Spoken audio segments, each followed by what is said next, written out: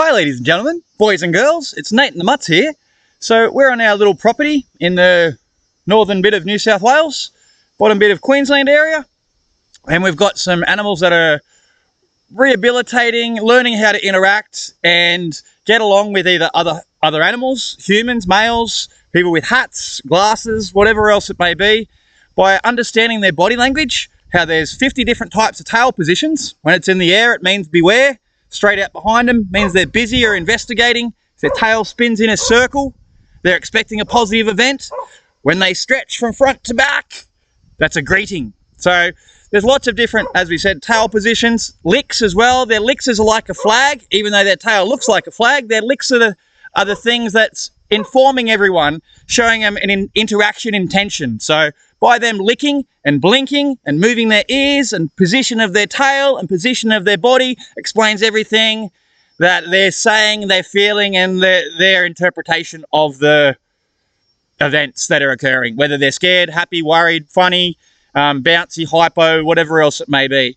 All dogs are able to be fixed, excluding those with a neurological predisposition or issue. It's all about how we interact. There's 15 different ways that I've gone and checked out and learnt training methods around the world, and especially in high level, red flag, aggressive, assertive, whatever words you want to use. Dogs, once you've got an understanding that, as we said, stretching's a greeting. Shaking off from head to tail means they're over that last event. But they could also be wet. They could be stretching because they've just woken up and they were asleep. So like in all body language, there's an X factor. So we're going to make some videos to try to help you have an understanding. There's actually 3 parts of a dog's tail and that work independently to express their information. And randomly, I mean, the magnetic fields is shifting a little bit now, but did you know, and I did a 2GB radio station thing talk on how, they approached me, on how dogs utilize the magnetic field when they're navigating. And when they go to do a defecation, a poop, then they're often, when the magnetic fields are highest and all that sort of stuff, they're often facing north-south. There's some studies done overseas, very small scale, and the last few years with the magnetic field shifting in this, it's starting to affect some of the navigation of animals and things like that. So this is a little bit different than what you're regularly used to hearing. Here's the biggest one. Dogs understand our thoughts. They understand our thoughts by the physiological change that occurs within our body. So if you think of something happy, the happiest thing you've ever thought of, or if you think of something sad, really sad, you can cry. Both of those. You can cry because you're happy, you can cry because you're sad. So it increases your heart rate, your respiration, your pupils can dilate. There's so many, adrenaline can be released in your body from that thought. So this is controlled by your hormones at the back of your head, through your hypothalamus, which controls your temperature, your pituitary gland, the distribution of hormones, and a few other things that are related in that.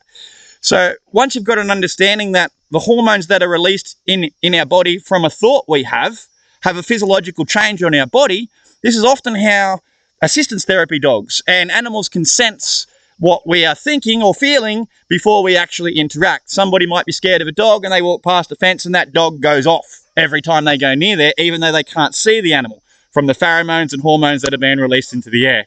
So I guarantee it can work with every single dog, no matter what.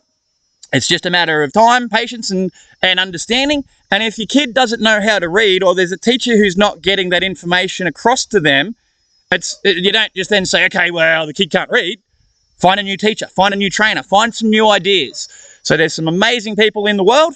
Tarid Rutgas, Jan Fennell, Tony Knight passed away this year. The dog listener, he's an amazing person, and his information will help change your world, especially in relation to the Amish bonding that they have. On Talking Terms with Dog is Tarid Rutgas's The Dog Listener, not Whisperer. Caesar's done some great things for understanding of psychology in the animal world and helping people with issues and things in a slightly different way. So hope this helps, and we'll look forward to chatting to you some more and showing you some of our puppies. This is our little area. You can't see much from there, so we'll just leave it at that. All right, ladies and gentlemen, boys and girls, take care from Nate and the Mutts. See ya. Love you, Tan. How do I turn this off?